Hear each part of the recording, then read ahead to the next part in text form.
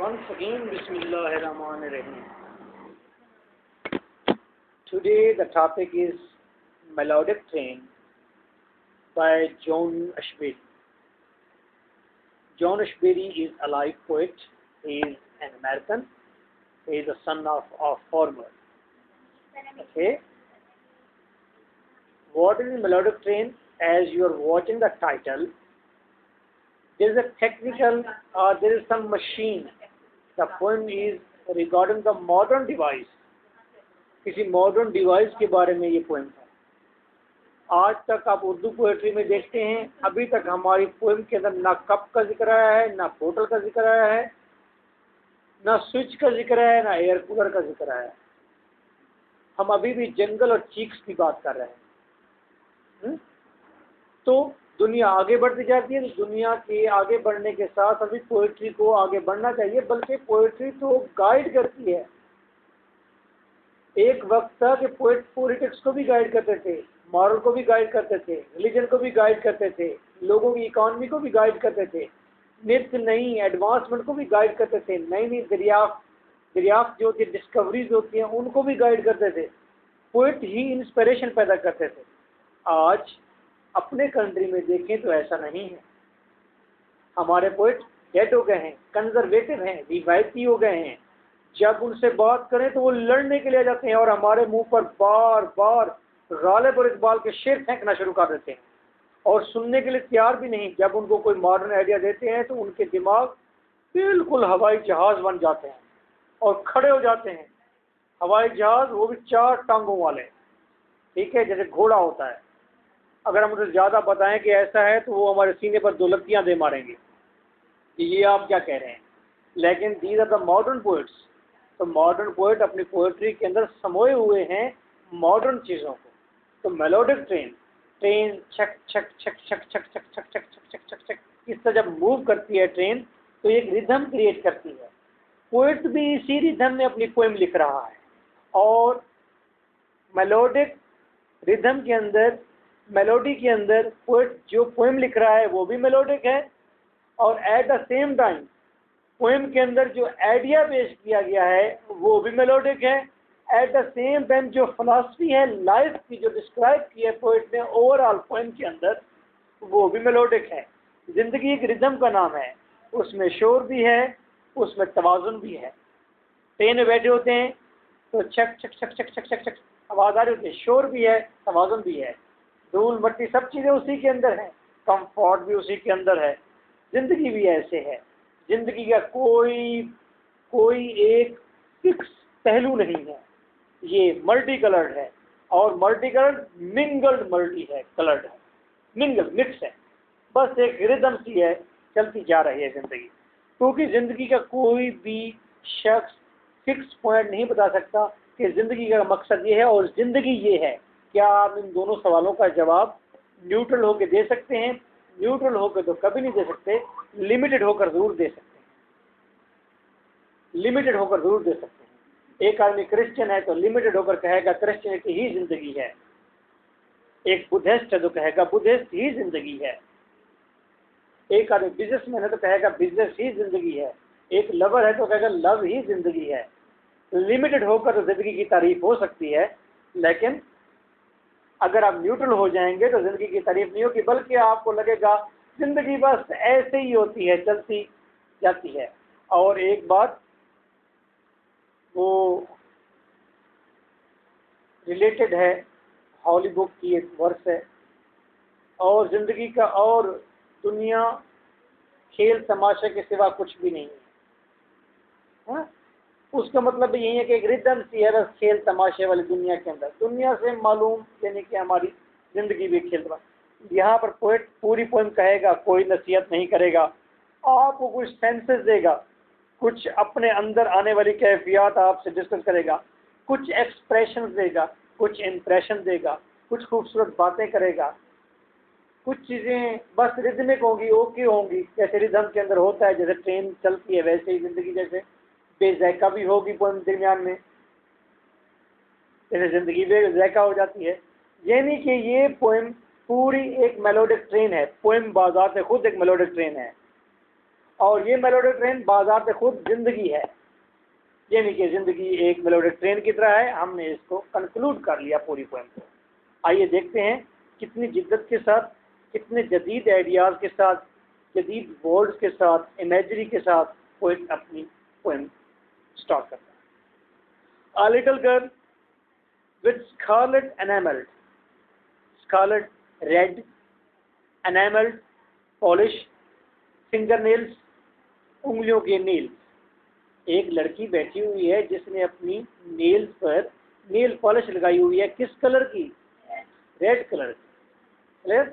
अब nail polish का जिक्र देखो, पोएट्री इतनी आगे बढ़ गई है, मेहंदी का जिक्र आया है हमारे यहाँ, नेल पॉलिश का जिक्र नहीं आया, है ना।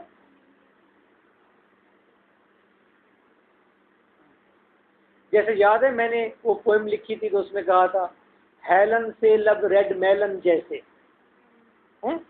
हेलन का जिक्र है, उसके लिप्स को डिस्क्राइब करने के लिए हेलन का जिक्र है, रेड मेलन का जिक्र है। रेड मेलन का कतरा मुंह में रखने से क्या एहसास होता है? नरम होता है। हाँ, ये तो वेव्स की मशहूरी वाली एक्शन ना करना। क्या हुआ? उधर बुक पर देखो ना बेटा।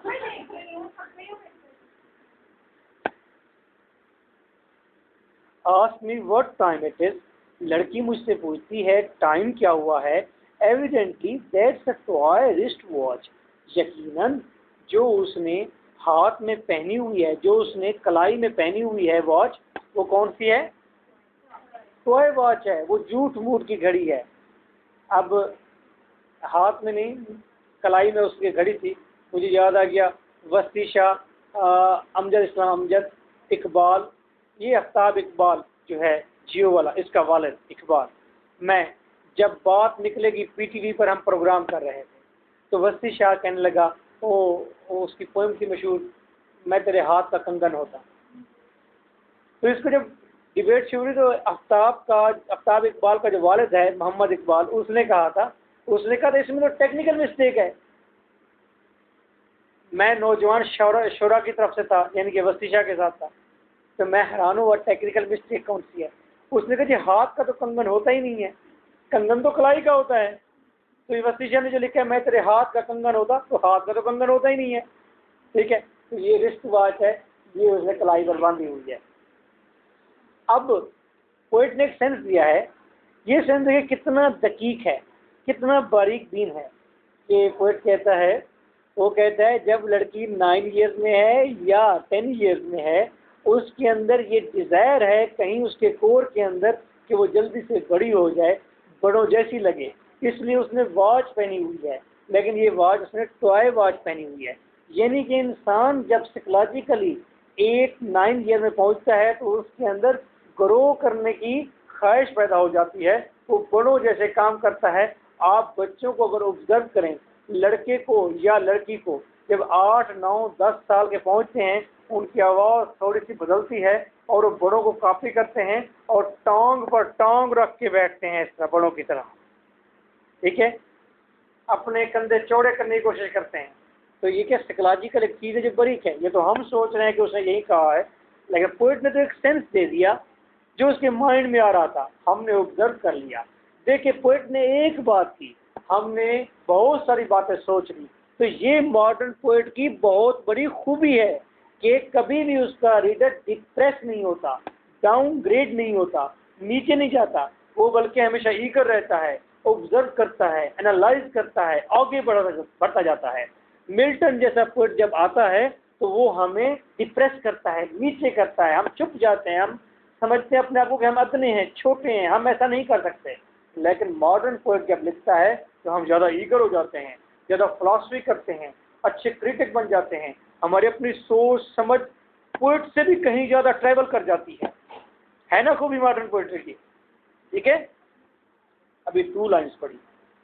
Ask me what time it is, मुझसे पूछती है वक्त क्या हुआ है। Evidently that's a tourist watch, यकीनन ये एक झूठ मूठ की उसने आर्टिफिशियल घड़ी पहनी हुई है। She is wearing for fun and she is wearing for fun। अगर मैं फन को डिस्क्राइब करूं तो फिर एक डिबेट बड़ी निकल जाएगी। मैंने कहा वो बड़ों की तरह बनना चाहती है। ओए होए, मैं क्या कह रहा हूँ सुनो, वो बड़ों की तरह बनना चाहती है। बड़ों की तरह बनने की इसका मतलब वो संजीदगी चाहती है। बड़े संजीदा होते हैं, छोटे संजीदा नहीं होते। तो जब एक बड़े शख्स ने घड़ी पहनी हुई है तो टाइम देखता है, उसके लिए अपना टाइम टेबल सेट करता है, ये संजीदगी की निशानी है कि नहीं?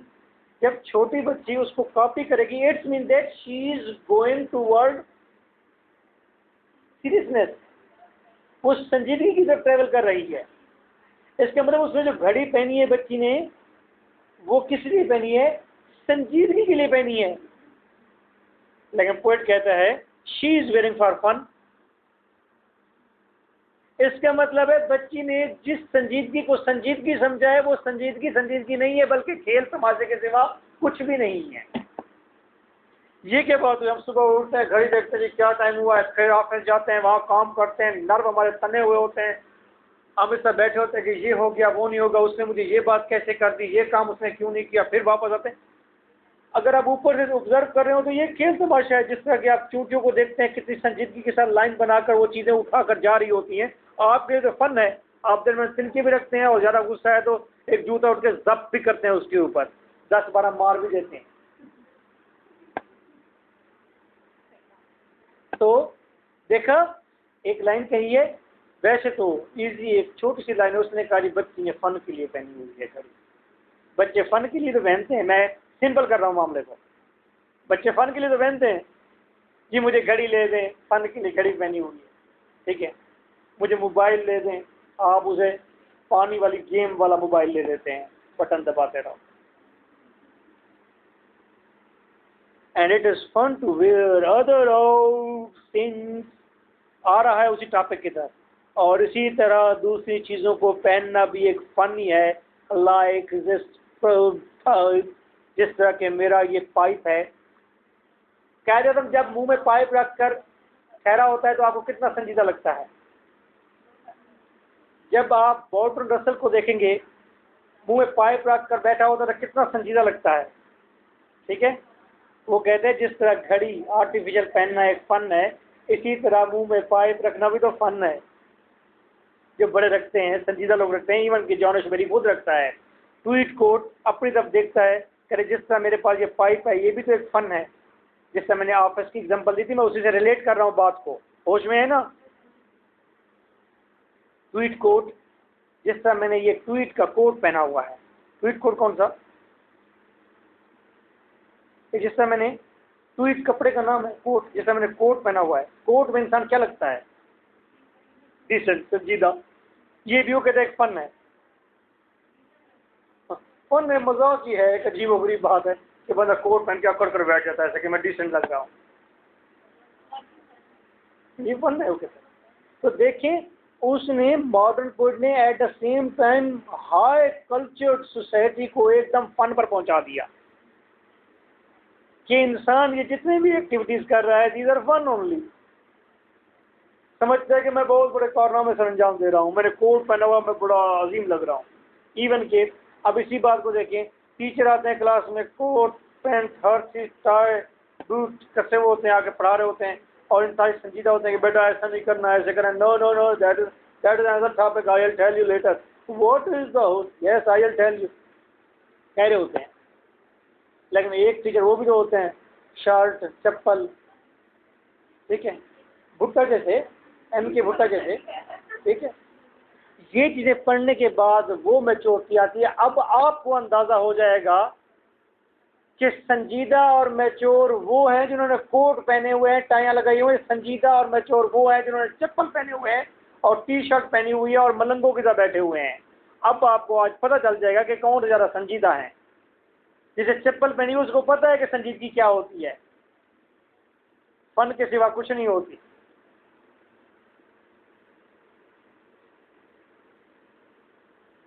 Like date coloured सिरोज, date colour यानी कि ब्राउन कलर के, सिरोज ये माउंटेन्स का नाम है, with the lines of seems, जिस तरह के ब्राउन कलर की एक सिलसिला है पहाड़ों का, लाइन्स ऑफ सीम्स, इसी तरह मेरे कोट के ऊपर सीम्स हैं, सिलवटें हैं, सीम्स हैं, सिलाई है। Sketch in and plunging now and then, और इसी तरह ये सीम्स बने हुए हैं, सिलवटें बनी हुई हैं, सिलाइयाँ बनी हुई हैं, और फिर ये देखें मेरी शर्ट को देखें, शर्ट पर लाइंस बनी हुई हैं। मैं अगर अपनी शर्ट को देखूं जैसे जॉनशबेरी देख रहा है अपने कोट को, तो यहाँ से ये लाइन जा रही है नीचे ऊपर नीचे ऊपर, जैसे पहाड़ी सिलसिले होते हैं, ठीक है। तो कह रही है जो मेरा कोट पहना हुआ है जिसके अंदर सीम्स हैं, सिलाइयाँ हैं, और ऐसे नीचे ऊपर जा रही हैं जैसे पहाड़ी सिलसिले होते हैं। एक पहाड़ी सिलसिले को देखें, ऊपर नीचे एरोप्लेन में बैठकर, हेलीकॉप्टर में बैठकर, इंतहाई संजीदगी नजर आएगी। उतनी संजीदगी उसके कोट में है।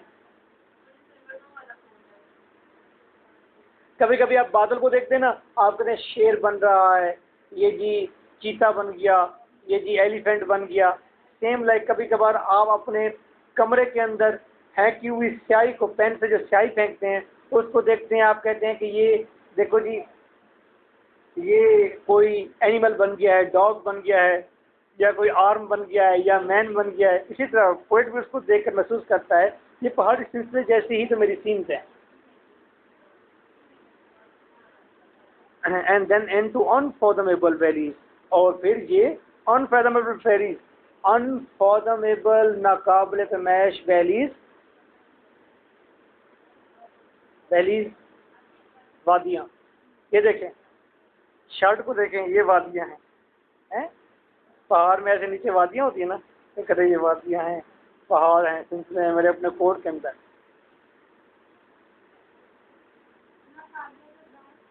नाकाबिले फरमाइश, unfathomable, that cannot be deduced by the shape of the person sitting inside it. Deduced, निकालना, तराशना। कहता है ये जो मेरा कोट है, तवज्जो करें, कहता है ये जो मेरा कोट है जिसकी सीम जैसे लगता है कि पहाड़ी सिलसिले हैं, इंतहाई संजीदा, ये इस कोट के अंदर बैठा हुआ मैं को तराश कर ज्यादा बेहतर नहीं कर सकता। मैं अंदर से वैसा ही मैला कुचैला बालों वाला जानवर बैठा हुआ हूँ, चाहे ऊपर कितना अच्छा कोट पहना हुआ है ना, कितनी अच्छी शर्ट पहनी हुई है, ये चीजें मुझे मेरे अंदर बैठे हुए शख्स को तराश नहीं सकती। जब तराश नहीं सकती तो फिर संजीदा तरीन कपड़े पहनना एक फन है। ऐसा ही फन है जिस तरह के बच्ची ने आर्टिफिशियल घड़ी पहनी हुई। क्लियर है?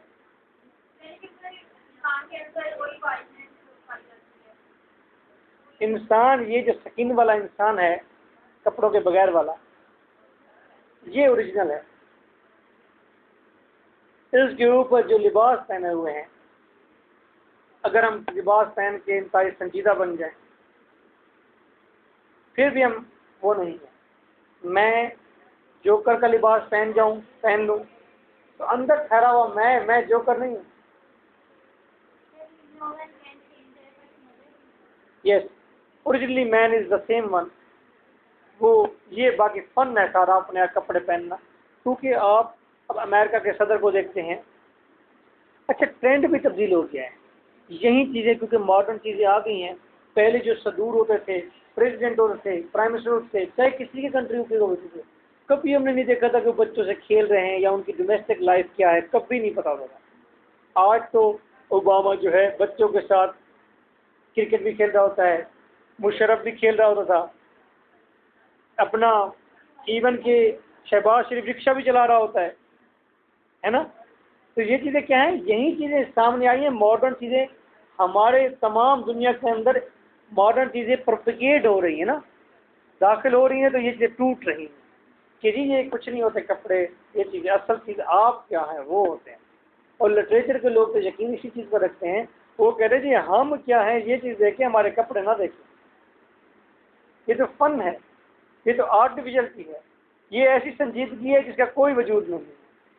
ठीक है, उतार दो बेटा निकाब, उतार दो आज नहीं।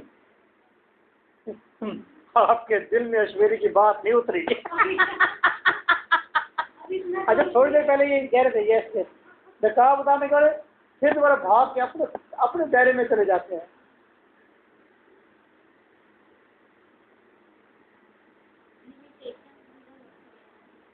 अच्छा, me and just as our way is flat across, मैं अच्छा sitting inside it me, जिस तरह के मैं इस कोर्ट के अंदर बैठा हुआ हूँ, and just as on our way is flat across, बस हमारा रास्ता सीधा सीधा है। अब ये एक और दिलचस्प बात है, मैं आज या पहले से इनकलकेट कर देता हूँ और जल्दी से खत्म करूँगा। ट्रेन जा रही है ना, ट्रेन पहाड़ी सिलसिले से गुजर रही है, पहाड़ी सिलसिले से गुजरेगी तो क्या पहाड़ के ऊपर भी कभी जाएगी, कभी वादी में भी आएगी, यानी कि ऊपर नीचे जाएगी ना। पोइट कहता नहीं, ये ट्रेन ऊपर नीचे नहीं जा रही, ये बिल्कुल स्ट्रेट सीधी जा रही है, मैदान में जिससे चलती है। ये ऐसे जा रही है जैसे व्हाइट बोर्ड के ऊपर आप पहाड़ बना दें, फिर एक फुट रखें, पेंसिल उठाएं और पेंसिल से ऐसे लाइन खींचें पहाड़ों के ऊपर, तो लाइन तो बिल्कुल फ्लैट आ रही है, ठीक है, लाइन तो बिल्कुल फ्लैट आ रही है, ऊपर नीचे तो नहीं जा रही, लेकिन दूर से देखेंगे तो लगेगा पहाड़ी के अंदर नीचे ऊपर नीचे आ रही है। अरे ये ट्रेन भी फ्लैट जा रही है, ये ऊपर नीचे नहीं जा रही। इसका मकसद क्या है, कहने का क्या, बस ये एक तरीका है, एक्सप्रेशन है, आप इसे एग्री करें या ना करें। पोइट के माइंड में आ गया, पोइट ने लिख दिया। और ज़िंदगी भी ऐसे है, ज़िंदगी फ्लैट लगती है, फ्लैट नहीं होती। ओए होए, ज़िंदगी फ्लैट लगती है, फ्लैट नहीं होती। ज़िंदगी इंतहाई गंभीर, टॉर्चस, मुश्किल तरीन ऊपर नीचे लगती है, ऊपर नीचे होती नहीं है, फ्लैट होती है। हमें लग रही होती है कि ये टॉर्चस है। क्या कहते हैं? कुछ नहीं कहते।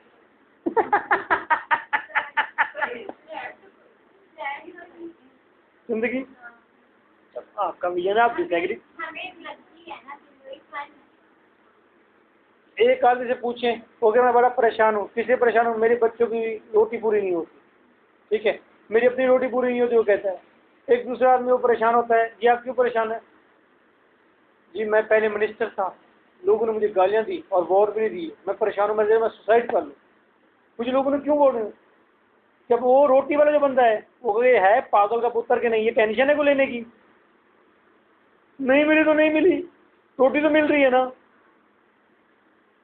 तो उस मजदूर के नज़दीक उस मिनिस्टर की जिंदगी फ्लैट है, लेकिन उस मिनिस्टर को लग रहा है कि उसकी जिंदगी टॉर्चस है।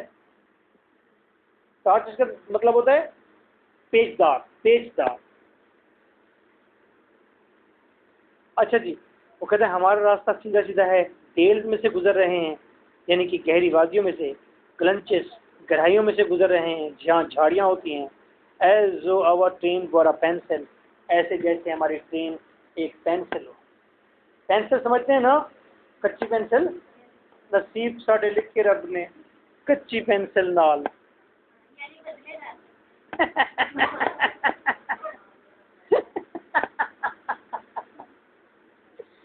Guided by a ruler. अब ये पेंसिल जो है एक रूलर समझते हैं ना, वही फुट के साथ है। Held against the photomural of the Alps. Photomural of the Alps, photomural का मतलब है एक सीनरी, आल्प्स चट्टानों की सीनरी। चट्टानों की सीनरी के ऊपर जिस तरह फुट को रखकर पेंसिल से लकीर खींची जाए, रास्ता तो सीधा होता है, लेकिन चट्टानों के ऊपर लकीर आने से लगता है जैसे चट्टानों के ऊपर नीचे ये पेंसिल जा रही है, हालांकि जा नहीं रही हो। We both come to see distance as something unofficial। हम दोनों चाह रहे हैं किसी ऐसे फासले की तरफ, समथिंग अनऑफिशियल, जो गैर जरूरी है। अरे जिंदगी में देखे कितनी चीजें हम जरूरी समझते हैं, हालांकि गैर जरूरी होती है। मास्टर इंग्लिश लिटरेचर करना कितना जरूरी है। अरबों लोगों ने मास्टर इंग्लिश लिटरेचर नहीं किया, जी रहे हैं, कुछ भी नहीं हुआ। एक आदमी से मिलेंगे, वो कहेंगे जी बस बिजनेस करना बहुत जरूरी है। आप कहते हैं मास्टर इंग्लिश करना जरूरी है, आप नजदीक वो अहम नहीं है। इससे तमाम लोगों की डेस्टिनेशन अहम नहीं है, हम तमाम जो फासले तय कर रहे हैं वो अहम नहीं है। तो अहम फासले कौन से होंगे, ये हमें सोचना है। सोचेंगे अहम फासला कौन सा होगा? एक है मेरे नजदीक, द क्योर ऑफ डेथ। ये इस डेस्टिनेशन की तरफ जाएंगे अगर, तो ये एक अहम हो सकता है। इसके अलावा बाकी सारे फजूल हैं। क्या कर रहे हैं? कुछ भी नहीं। मरेंगे नहीं तो जन्नत में यही है, तड़पते रहेंगे।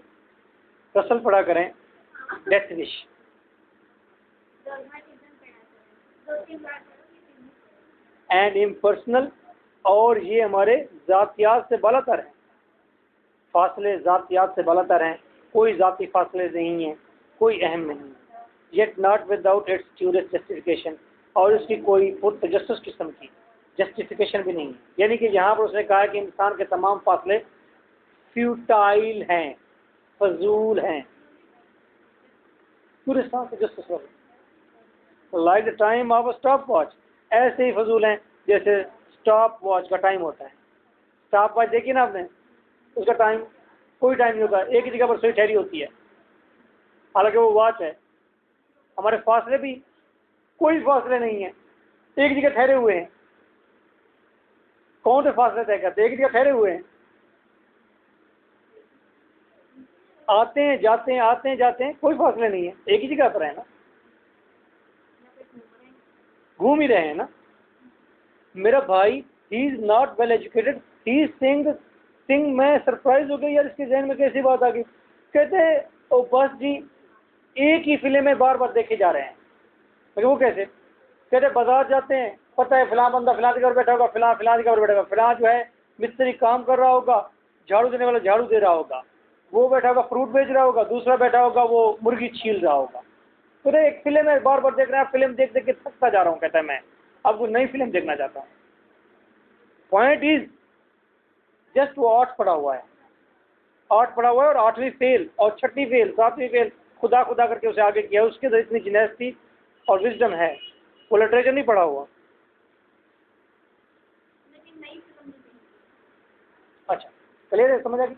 तो जिस तरह T.S. इलियट ने कहा था, हाँ T.S. इलियट ने कहा था, उसने कहा हमारे जेस्चर्स जो हैं, हमारे जो इशारे हैं विदाउट जेस्चर्स, हमारी आवाज़ें विदाउट वॉइस हैं, हमारे एक्शन विदाउट एक्शन है। हम कुछ भी नहीं करते, हम भूसा भरे लोग हैं। ठीक है, हालो मैन उसकी पोएम है।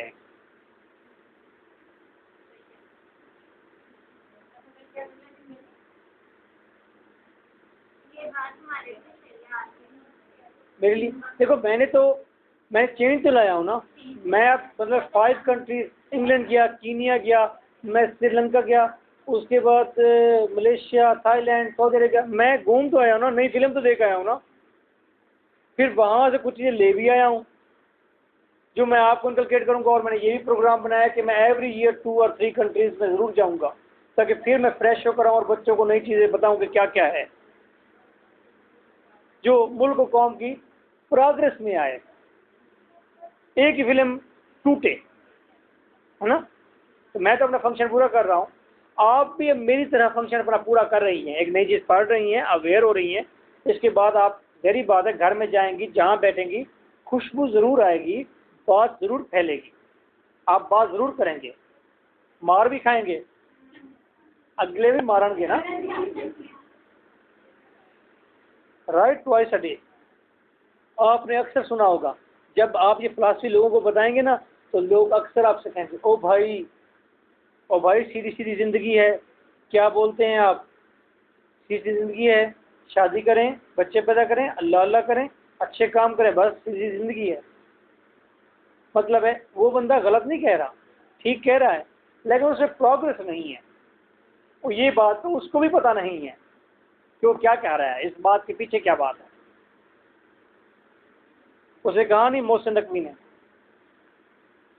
उसने कहा भले लगते हैं मुझे तूफानों से लड़ते हुए बादबां, भले लगते हैं मुझे तूफानों से लड़ते हुए बादबां, हवा के रुख चलती कश्तियां मुझे अच्छी नहीं लगती। और ये मेरे उस्ताद थे, और इस शेर ने, यकीन करें मैं टीचर था, 1000 लेता था, नहीं एक बिजनेस करता था मैं, 10,000 पर मंथ कमाता था, एक शेर पढ़कर मैंने पूरा का पूरा बिजनेस ही क्लोज कर दिया और 1000 पर मंथ की टीचिंग की जॉब कर ली और आज मैं यहाँ पहुँचा हूँ। अदरवाइज आज भी मैं एक बड़े पेट वाला बिजनेसमैन ही होता।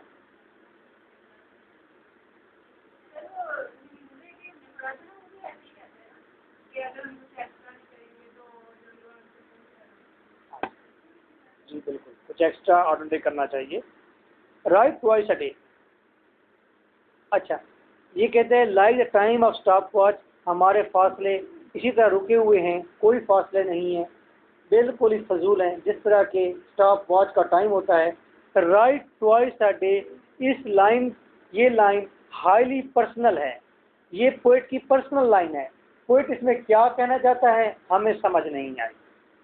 या तो वो ये कहना चाहता है जिस तरह के दिन और रात रूटीन में चलते हैं, हमारे फासले भी ऐसे ही चलते हैं, स्टॉप वॉच भी ऐसी रुकी हुई है। राइट ट्वाइस अ डे, इस तरह के बिल्कुल सही दोहरा दिन, बस यही समझ लें। तो उसका पर्सनल आइडिया एक बात, दूसरी बात ये क्यों कह रहा है कि स्टॉप वॉच की तरह वक्त जिस तरह रुका हुआ है, हमारी ज़िंदगी भी इस तरह रुकी हुई। Only the wait in station is wake, अब आइडिया तब्दील हुआ है। Only the wait in station is wake, station पर ठहर कर जो इंतज़ार करना है वो भी वेग है, मुबहम है, गैर वाज़े है। प्लेटफॉर्म के ऊपर ट्रेन में बैठा हुआ है ना, जब प्लेटफॉर्म पर ट्रेन पहुंचती है तो पोइट देखता है कि वहाँ पर लोग झुके हुए हैं, ट्रेन को देख रहे हैं, इंतज़ार कर रहे हैं। तो ये अजीब सा इंतज़ार है। ये बिल्कुल ऐसे है जैसे कि हम अपनी ज़िंदगियों के अंदर इंतज़ार करते हैं किसका, किसी नई चीज़ का, किसी गोल का, किसी चीज़ के आने का। हम इंतज़ार क्यों करते हैं, हालांकि पता है कि वो चीज़ जो आनी है अपने टाइम पर आनी है। एक बात, इंतज़ार करना फजूल अगर उसने अपने टाइम पर आना है। दूसरी बात है कि हो सकता है वो ना भी आए, हमारे इंतज़ार मुबहम है, गैर वाज़ेह एंड डिमेंशनलेस। इंतज़ार डिमेंशनलेस हैं, like one self. How do they decide how much time to spend in each, जैसे कोई नहीं जानता कि किस शख्स को कितनी देर किस स्टेशन पर गुजारनी है। One begins to act there is no rule, एक आदमी ये शक करना शुरू कर देता है कि यहाँ पर कोई रूल नहीं है, कोई भी कानून नहीं है, ज़ाब्ता नहीं है, असूल नहीं है किस चीज़ का, ट्रेन के आने का और जाने का।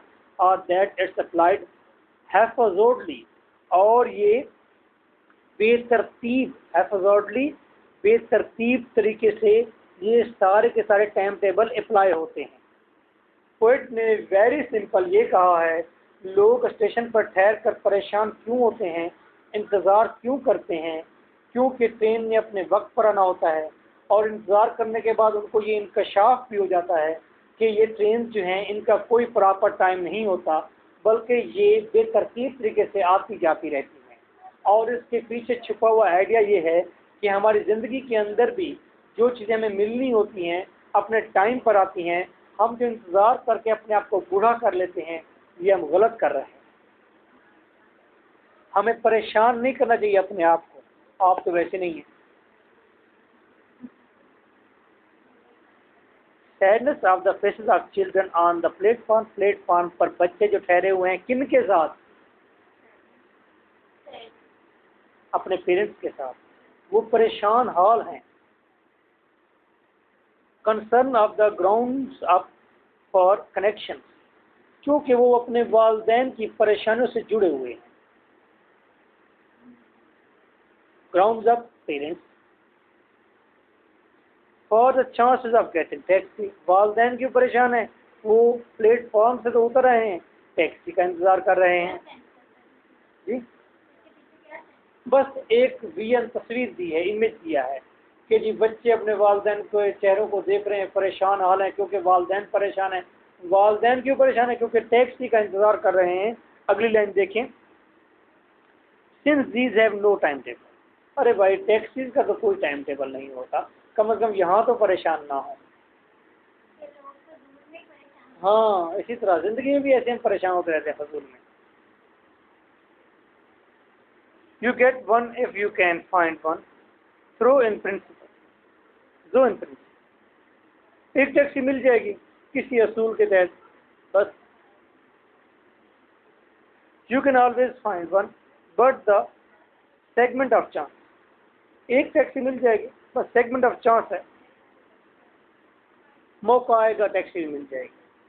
इन the circle of certainty is what gives these leaning tower of Pisa. In the circle of certainty, अब इस यकीन के दायरे में, जब इंसान इस यकीन के दायरे में ठहरा होता है कि टैक्सी आएगी या कुछ ऐसी चीज़ होगी मुझे मिलेगी, जब इस यकीन के दायरे में ठहरा होता है तो एक प्रॉब्लम होता है, क्या? वो इधर झुका होता है, परेशान हाल, ऐसे झुका हुआ होता है जैसे कि पैसा टावर झुका हुआ है। पैसा टावर है I think in France that is, और वो इस तरह झुका हुआ है 75 के एंगल पर, गिरता भी नहीं है, झुका हुआ और हवा को बर्दाश्त कर रहा है। तो कहता है कि जिस तरह के वो पैसा टावर ठहरा हुआ है और वो तो जब है, किसी और भी गिर सकता है कि ठहरता है। तमाम लोग भी यकीन करके कि टैक्सी मिले या गाड़ी मिले या गोल उसके अचीव हो, वो ऐसे पैसे टावर की तरह हर वक्त झुका हुआ है। आप, मैं, तमाम। मैं इंतज़ार कर रहा हूँ कि मैंने बैंक जाना है, अभी बैज अकाउंट की फाइल जमा करानी है, पैसे जमा कराने हैं। आप इंतज़ार में हैं कि आपने अपने ऑफिस पहुँचना है, आप इंतज़ार में हैं घर में जाना है। हर शख्स इनरली पैसे टावर की तरह झुका हुआ है। लेकिन हम तो बात कर रहे हैं गाड़ियों की, भाई, ट्रेन की, टैक्सी। आए दोबारा बात करते हैं। Is what gives these leaning tower of पैसा figures, वो पैसा टावर की तरफ फिगर बने हुए हैं, their aspect of dodge, और उनके अंदर डॉज रेजोल्यूट है। वो पैसा टावर की तरह रेजोल्यूट है, ठहरे रहेंगे, गिरेंगे नहीं। डॉज का मतलब है रेजोल्यूट होना, पुरज़म होना। इम्पैशन आए, बेचैन भी हैं, बेसब्रे भी हैं। Banking forward into the wind, हवा के अंदर आगे की तरफ झुके हुए हैं। ये दो लाइन किस चीज़ को डिनोट करते हैं, किस चीज़ को सिंबलाइज करते हैं, किस चीज़ की कंडीशन बताते हैं? ये दो लाइन किसकी कंडीशन बता रही हैं? ह्यूमन बीइंग की, जो हर वक्त इंतजार में रहता है, बेसब्रा रहता है, उम्मीद भी रहता है। शायद पोएट उम्मीद की तो बात नहीं करता, वो अभी एक एंगल डिस्क्राइब कर रहा है। In short, any stop before the final one creates, बस फाइनल डेस्टिनेशन पर पहुंचने से पहले छोटे छोटे स्टॉप आते हैं, क्लाउड्स ऑफ एंग्जाइटी, और इंसानों के जहनों के ऊपर एंग्जाइटी, परेशानी के बादल सवार रहते हैं। अब देखिए कैसा खूबसूरत इमेज इस्तेमाल कर दिया है, मेटाफर इस्तेमाल कर दिया है परेशानी के लिए, cloud of anxiety, of sad, regretful, impatience, और वो सैड होता है, वो परेशान, अफसोस भी उसके अंदर होता है, बेसब्री भी होती है। विद आवरसेल्फ, जो हमारे अंदर है, आवर लाइव्स, हमारी जिंदगी में भी है। The way we have been dealing with other people up until now, और इसी तरह से हम दूसरे लोगों से भी डीलिंग करते हैं, बातचीत करते हैं बेसब्रे होकर। Why couldn't we have been more considerate? हम ज़्यादा मेहरबान क्यों नहीं हो जाते? लोगों से अच्छे बर्ताव क्यों नहीं करते? लोगों से बेसब्रे ना होने का तहैया क्यों नहीं कर लेते हैं? These figures living, ये जो लोग हैं सामने मेरे, प्लेटफॉर्म छोड़कर जा रहे हैं, और वेटिंग या प्लेटफॉर्म पर इंतजार कर रहे हैं टू बोर्ड द ट्रेन, कि वो ट्रेन पर चढ़ जाएं। और my brother, very very beautiful line that is, I like this line. Poet ने एडवाइस करने के तरीक़ाकार को रद्द किया है। पोएट अभी तक आपको यही कह रहा है ना कि ये जो इंतज़ार कर रहे हैं इनको इंतज़ार नहीं करना चाहिए, ये जो बेसब्रे हैं बेसब्रे नहीं होना चाहिए। कह रहा है जी, ये तो नसीहत हो गई। पोएट ने कहा ये जो प्लेटफॉर्म पर ट्रेन पर चढ़ने का इंतज़ार कर रहे हैं, बेसब्रे हैं और झुके हुए हैं, दे आर माई ब्रदर, मैं भी इन्हीं में से एक हूँ।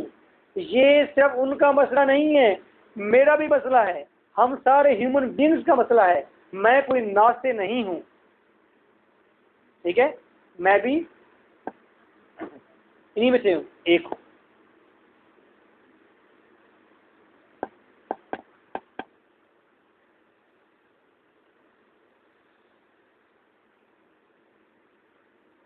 है जिसमें किसी नासे नफी नशूर का शोशा।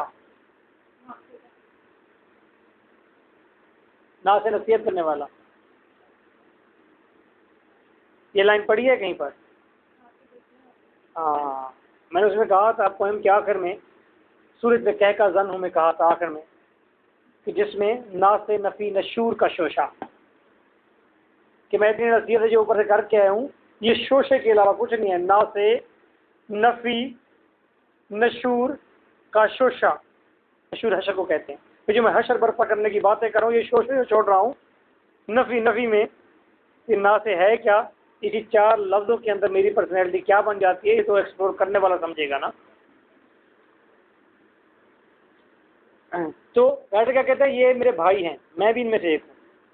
And a boy that really wants to tell me why there is no little panic and disorder in the world. Writer कहते हैं मैं रियली चाहता हूँ ये बताना कि दुनिया में इतनी थोड़ी तकलीफ और बेतरतीबी है। सो लिटल। राइटर क्या कहता है, दुनिया के अंदर क्या है, बेतरतीबी बड़ी थोड़ी है और दुख भी बड़े थोड़े हैं। वर्ड कह रहे हैं इतने थोड़े हैं, बहुत थोड़े हैं। वासिफ अली वासिफ साहब फरमाते हैं, इंसान को हालात परेशान नहीं करते, ख्यालात परेशान करते।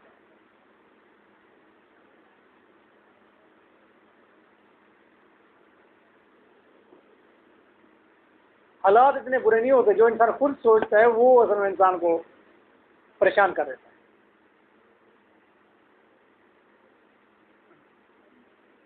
तो दुनिया में थोड़ी है, एंड सो मच हैप्पीनेस, और इतनी तो खुशियां हैं।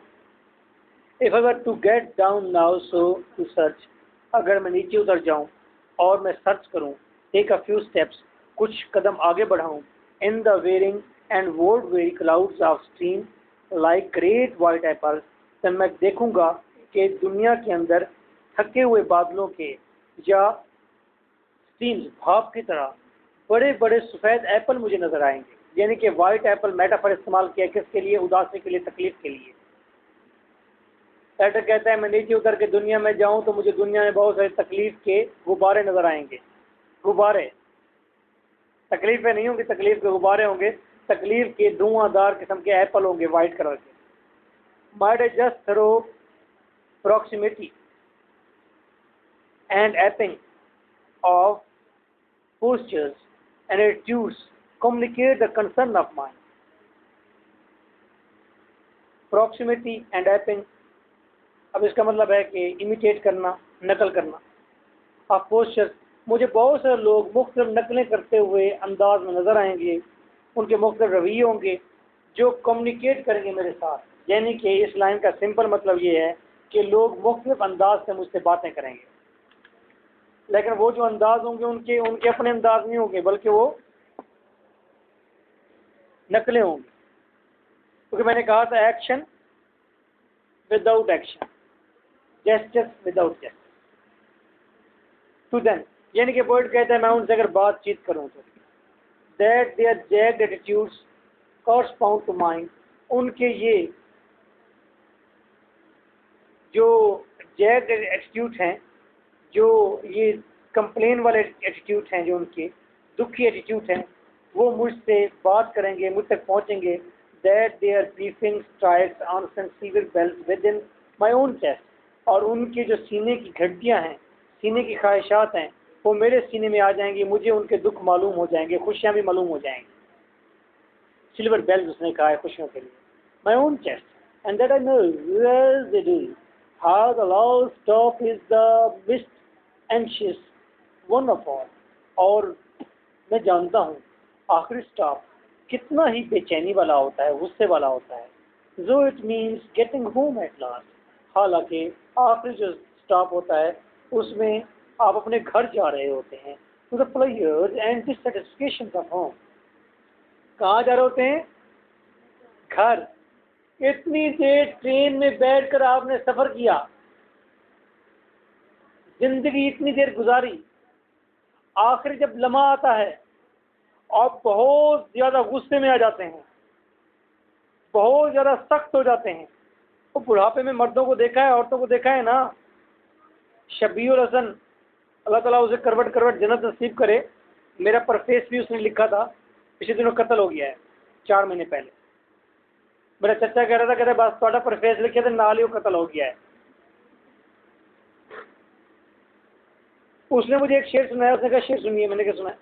कहता है दीवारें तनी हुई हैं, दीवारें तनी हुई हैं, अंदर से मकान गिर रहा है। जब मकानों की दीवारें तन जाएं तो समझना कि अंदर से मकान अब गिरने लगा है। जब इंसान के आसाप तन जाएं, सख्त हो जाएं, समझना कि अंदर से इंसान अब मर रहा है, गिर रहा है ऐसा ऐसा। फिर ब्लड प्रेशर अंदर ही होता है ना, शुगर अंदर ही होती है, उस आसाप तने हुए होते हैं उसके। तो पोइट कहते हैं जब आखिरी डेस्टिनेशन, आखिरी हमारा स्टॉप आता है, हम इतने ज़्यादा गुस्से में आ जाते हैं। और फिर इस चीज़ का तो हमने इंतज़ार किया था, किस चीज़ का? आखिरी स्टॉप है। क्यों आखिरी स्टॉप का इंतज़ार किया?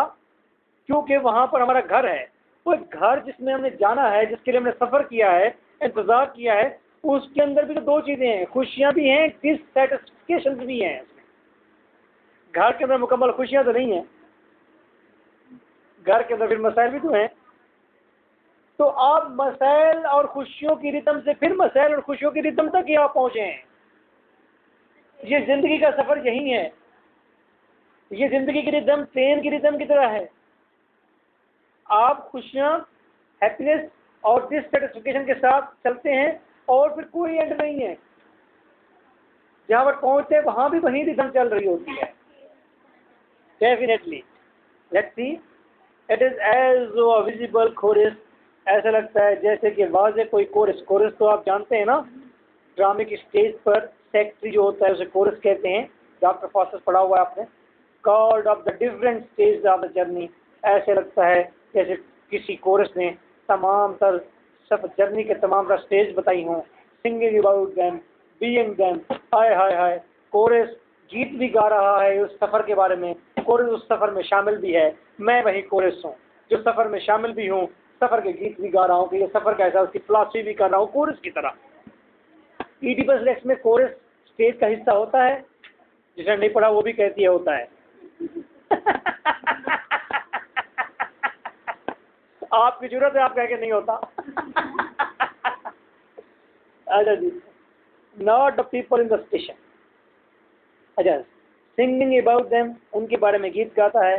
बीइंग देम, लोगों के साथ भी होता है सफ़र में कोरस की तरह। जैसा ड्रामे की स्टेज पर कोरस एक्टर्स के साथ होता है, ड्रामे के साथ होता है, ज़िंदगी के साथ होता है, क्योंकि drama is the imitation of life. Very good, शाबाश। Not the people in the station, सिर्फ स्टेशन पर ठहरे हुए लोगों के साथ नहीं। Not the child opposite me, सिर्फ वो लड़की जो सामने मेरे बैठी है मैं उसके साथ नहीं हूँ, बल्कि मैं सबके साथ हूँ। विद करंट फिंगर नेल्स, जिसने वो पॉलिश किए हुए फिंगर नेल्स रखे हुए हैं। But the windows seen through, बल्कि खिड़कियों के अंदर से मैं बाहर भी देखता हूँ, अंदर भी देखता हूँ।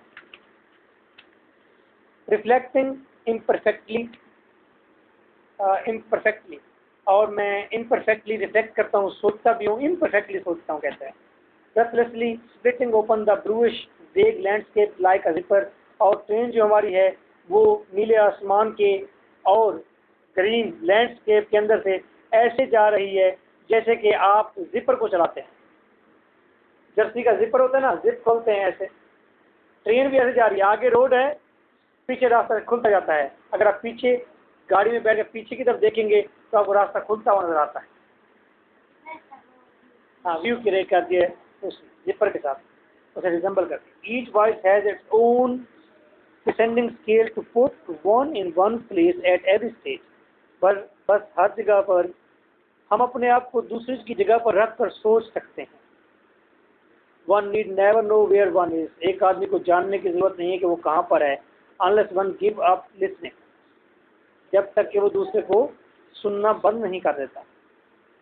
Sleeping approaching a small western town, हम एक छोटे से वेस्टर्न टाउन में पहुंचे हैं, सोते जागते। That is nothing but a wind mill, इस गांव के अंदर कोई भी खास चीज़ नहीं है, सिर्फ एक विंड मिल है, एक पन चक्की है, हवा से चलने वाली चक्की है।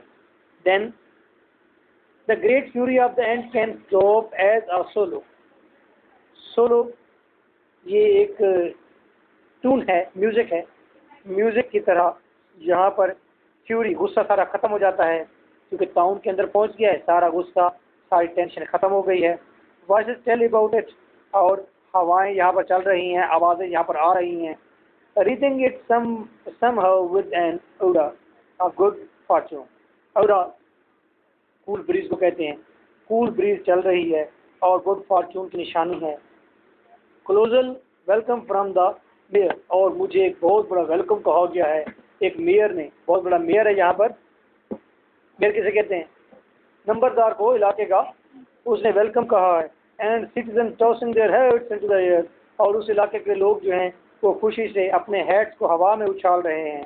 To hear them singing you would think it had already happened, उनको गीत गाते हुए सुनेंगे आप तो आपको यूँ लगेगा जैसे ये पहले भी कहीं हो चुका है सारा मंजर। कभी कभी लगता है ना कि ये सीन पहले हो चुका है। एंड वी हैड, तो ये सीन पहले हो चुका है। It's mean that John swayed ने फासला तय करके भी फासला तय नहीं किया, रेपिटेशन की है, फासले हैं ही नहीं, एक ही जगह पर हम घूमे जा रहे हैं।